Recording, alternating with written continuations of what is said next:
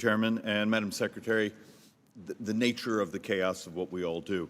We only have 3.5 minutes, so the tyranny of the clock.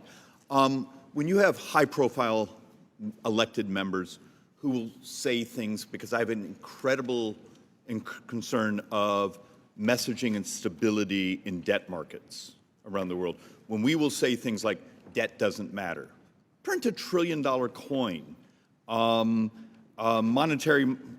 monetary policy, we can just keep borrowing. Is that helpful as we're trying, and particularly when you're looking at your subscription rates in your auctions?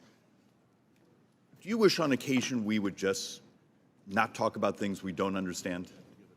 Well, look, I think it's critical that the United States be on a fiscal path that's responsible and sustainable. And I know this is more of a message from our brothers and sisters here. Particularly, I have a long list of quotes about debt not mattering from my brothers and sisters on the left, and I think that's a really horrible messaging to debt markets when you and I were trying to convince the world we take this very seriously. I think we should take it seriously, and it does matter. In your banking reg side of Treasury, any concerns over some of the stresses right now in bond markets, particularly your Basel holdings, Silicon Valley Bank, when mark to market? Are you picking up any data that we should be at least cognizant of? Well, I will just say you mentioned Silicon Valley Bank. There are recent developments that concern a few banks that I'm monitoring very carefully. And when banks experience financial losses, it is and should be a matter of concern. To explain, it's the nature of moving interest rates. All of a sudden, if you have to sell the bonds, you're taking quite a loss. In the budget, Madam Secretary, you have a little bit less than $5 trillion of new taxes over the 10 years. Do you have the wherewithal to model that, to say, okay, here's our tax regime, and here's its economic effect on GDP growth? Were you able to do modeling documents?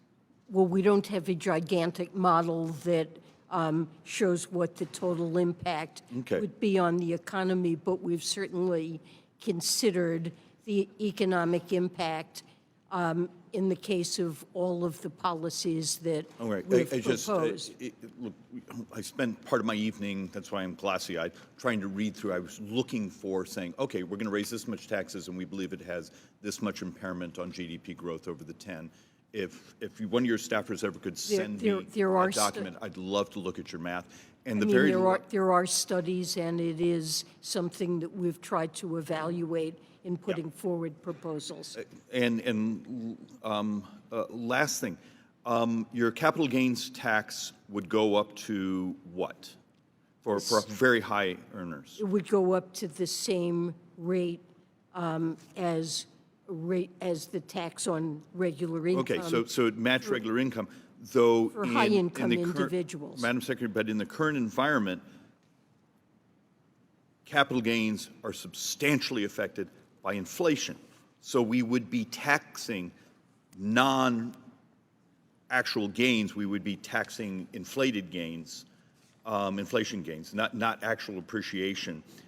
Should we actually do an adjustment for inflation on those capital gains taxes?